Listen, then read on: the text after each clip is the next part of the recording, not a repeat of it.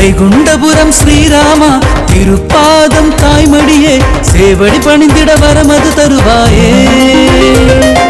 வைகுண்டபுரம் ஸ்ரீராமா திருப்பாதம் தாய்மடியே சேவடி பணிந்திட வரமது தருவாயே.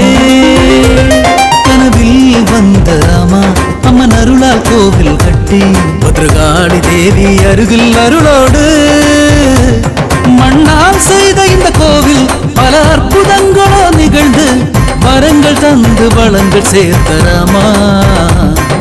கவலை தீர்த்து கனிவுள்ளத்தோடு மங்களம் அருளும் ராமா. வைகுண்டபுரம் ஸ்ரீராமா திருப்பாதம் தாய்மடியே சேவடி பணிந்திட வரமது தருவாயே.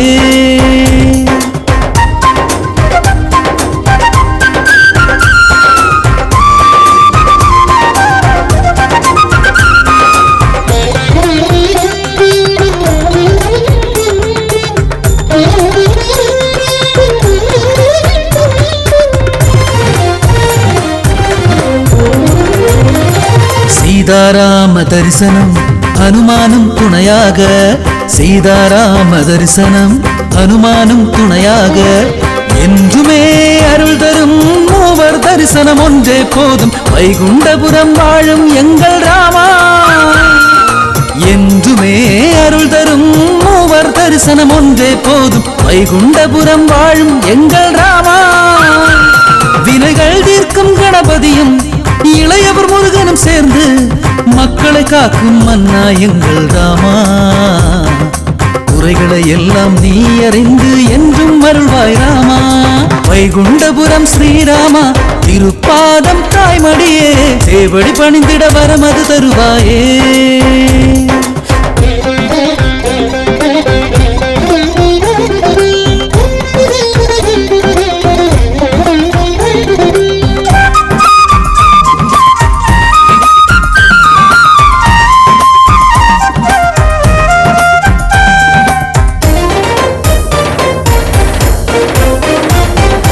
ராமபத்ராய ராமா ராமச்சந்திராய தேவா, ராமபத்ராய ராமா ராமச்சந்திராய தேவா. ராஜீவலோஜனா உந்தன் தரிசனம் ஒன்றே போதும் வைகுண்டபுரம் வாழும் எங்கள் ராமா. ராஜீவலோஜனா உந்தன் தரிசனம் ஒன்றே போதும் வைகுண்டபுரம் வாழும் எங்கள் ராமா. நாளெல்லாம் நன்மை சேர உன் புகழ் நாம் இங்கு பாட நானிலம் போற்றும் ரகுகுல நந்தன ராமா. உன் புன்னகையில் மயங்காதோர் இல்லை என்றும் துணையாய் நீயும்.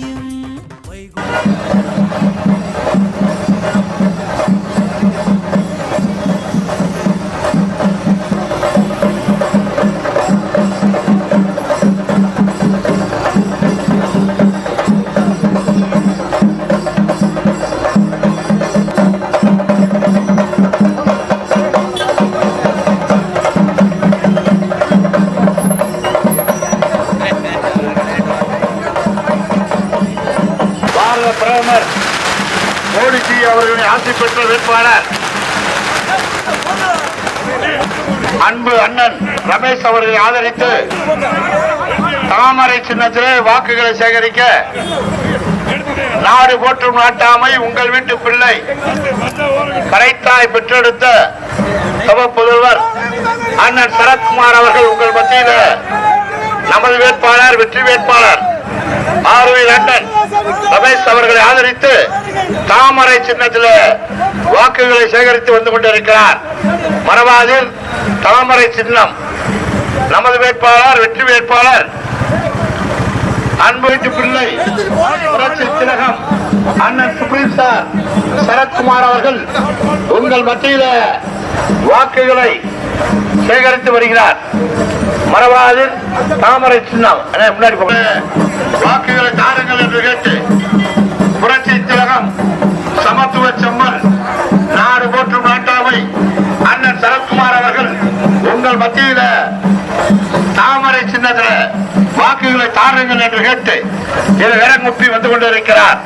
மரபாதில் தாமரை சின்னம் நமது சின்னம், வெற்றியின் சின்னம்.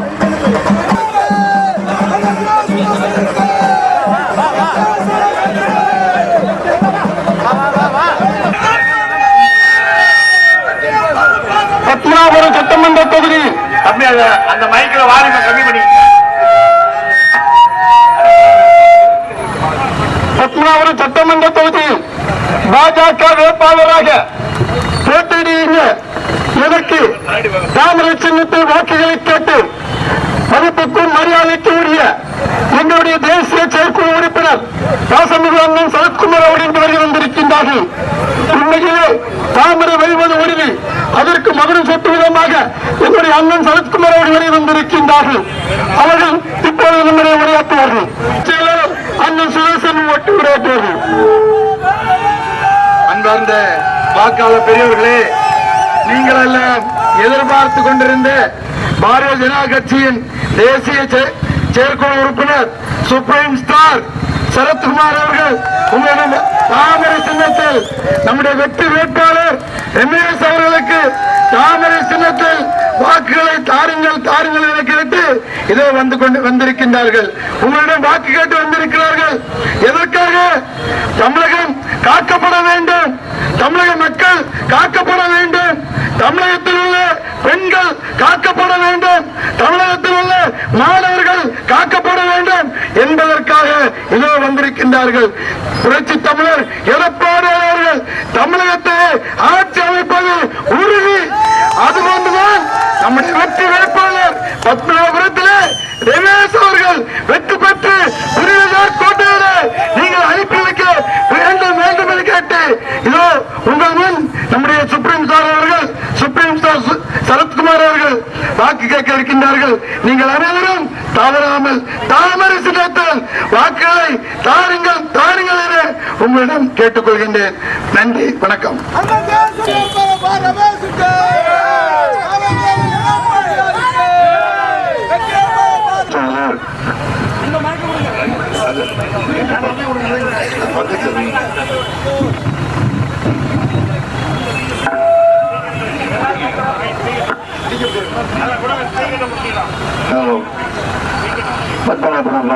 வாக்காளர் பெருமக்களே, முதலில் என்னுடைய மன்னிப்பை தெரிவித்துக் கொள்கின்றேன். தொடர்ந்து பிரச்சாரம் செய்வதால் குரல் வளம் சற்று குறைவாக இருக்கிறது. ஆகவே மெதுவாக பேசினாலும் உங்களை சிந்திக்க வைக்க காத்திருக்கின்றேன். என்னை அறிமுகப்படுத்தி பேசிய அனைத்து அண்ணா திராவிட முன்னேற்ற கழகத்தின் மாவட்ட செயலாளர் அன்பு சகோதரர் ஜெயபிரகாஷ் அவர்களே, ஒன்றிய செயலாளர் நிமால் அவர்களே, அமமுகவின் ஒன்றிய செயலாளர் ஜெயதாஸ் அவர்களே, அனைத்து அண்ணா திராவிட முன்னேற்ற கழகத்தின் முன்னோர்களே, பாரதிய ஜனதா கட்சியின் மாவட்ட துணைத் தலைவர் பவானி அவர்களே, அவர்களே, திருமதி ராதா தங்கராஜ் அவர்களே, தொகுதி இணை பார்வையாளர் திரு ஜெயக்குமார் அவர்களே, மாநில மீனவரணி செயலாளர் அன்பு சகோதரர் ஜெயராஜ் அவர்களே, மண்டல தலைவர் விஜயராஜ் அவர்களே மற்றும் தோழமை கட்சியின் தோழர்களே, பெரியோர்களே, தாய்மார்களே, அன்பர்களே, நண்பர்களே, வியாபார குடிமக்களே, சகோதர சகோதரிகளே, பத்திரிகை சகோதரர்களே, ஊடக நண்பர்களே, புகைப்பட நிபுணர்களே, செல்போன் பிரியர்களே, உங்கள் அனைவருக்கும் அன்பு கலந்த மாலை வணக்கத்தை தெரிவித்துக் கொள்கின்றேன். தொடர்ந்து 9 நாட்களாக தமிழகம் தழுவி தேசிய ஜனநாயக கூட்டணியின் வேட்பாளர்களுக்கு வாக்கு சேகரித்து வருகிறேன். செல்லும் இடமெல்லாம் உணர்வான உணர்ச்சிகரமான மக்களைத்தான் நம்மால் பார்க்க முடிகிறது. அது என்ன சொல்கிறது என்று சொன்னால், தமிழகத்தில் ஒரு ஆட்சி மாற்றம் வேண்டும். அந்த ஆட்சி அண்ணன் பழனிசாமி அவர்கள் முதலமைச்சராக வர வேண்டும் என்ற எண்ணம் மேலோங்கி இருப்பதை நான் உங்களுடன் பகிர்ந்து கொள்வதில் பெரும் மகிழ்ச்சி அடைகிறேன். தேசிய ஜனநாயக கூட்டணியும் அனைத்து அண்ணா திராவிட முன்னேற்ற கழகத்தின் வேட்பாளர் முதல்வரும் வெற்றி பெற வேண்டும் என்று சொன்னால், தமிழகத்தில் அனைத்து தொகுதிகளிலும் நாம் வெற்றி பெற வேண்டும். தமிழகத்தில் ஆட்சி மாற்றம் எதற்காக என்பதை நாம் சிந்தித்து பார்க்க வேண்டும். அனைவரும் சொல்லியிருப்பது ஊழல் போதை என்ற ஒன்று இருந்தாலும் அந்த போதை கலாச்சாரம் நமது இளைஞர்களை எவ்வாறு சீர்குலைத்து வருகிறது, வன்முறைகள் எப்படி பெருகி வருகின்றன என்பது உங்களுக்கு தெரியும். இந்த 5 ஆண்டு ஆட்சி காலத்திலேயே 8000 கொலைகள், 2000 கற்பழிப்பு, 5 வயது சிறுமி முதல் 60 வயது மூதாட்டி வரை கற்பழிக்கப்பட்டிருக்கின்றன. இதற்கு காரணம் போதை கலாச்சாரம் ஊடுருவிவிட்டது. தன்னிலை மறந்து இளைஞர்கள் வன்முறை மட்டுமல்ல பாலின பலாத்காரத்தில் ஈடுபடுகிறார்கள். இந்த நிலைமை நீடித்தால் தமிழகத்திற்கு இளைஞர்கள் மூளைச்சலவை செய்யப்படுவார்கள். முன்னேற்றம் பாதிக்கும் என்று சொல்லும் போது தமிழகத்தில் எந்த ஒரு முன்னேற்றமும் கிடையாது. ஊழல் ஊழல் ஊழல் என்ற ஒன்றை மட்டும் அவர்கள் தொடர்ந்து அதை செய்து வருகிறார் என்றால் அதுதான் உண்மை.